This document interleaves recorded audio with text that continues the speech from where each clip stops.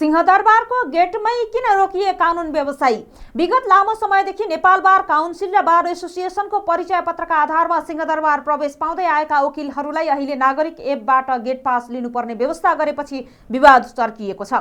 नेपाल बार एसोसिएसनका महासचिव एवं वरिष्ठ अधिवक्ता केदार प्रसाद कोइरालाले आज एक विज्ञप्ति निकालेर कानुन व्यवसायीहरूलाई विगतमा झैं परिचय पत्रकै आधारमा निर्बाध प्रवेशको व्यवस्था मिलाउन माग उठाएका छन्। सिंहदरबार भित्र प्रशासकीय अदालत समेत रहेकोले त्यहाँ कानुन व्यवसायीको उपस्थिति अनिवार्य हुने बारको तर्क छ। अहिलेको सरकारले कानुन व्यवसायीलाई दोस्रो दर्जाको नागरिक जस्तो व्यवहार गरेको आरोप वकिलहरूले लगाएका छन्।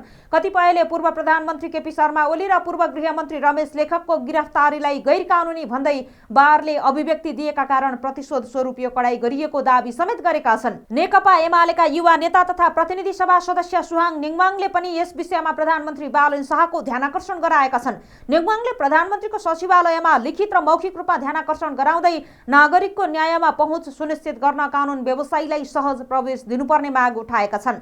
सिंहदरबारमा वकिलहरूलाई परिचय पत्रका आधारमै प्रवेश दिने व्यवस्था उनै निङमाङका बुबा एवं तत्कालीन सभामुख स्वर्गीय सुभाष निङमाङको पहलमा सुरु भएको थियो। निङमाङले तत्कालीन गृहमन्त्री कृष्ण प्रसाद सिटौला र बारका पदाधिकारी बीच समन्वय मिलाएर यो अधिकार दिलाएका थिए।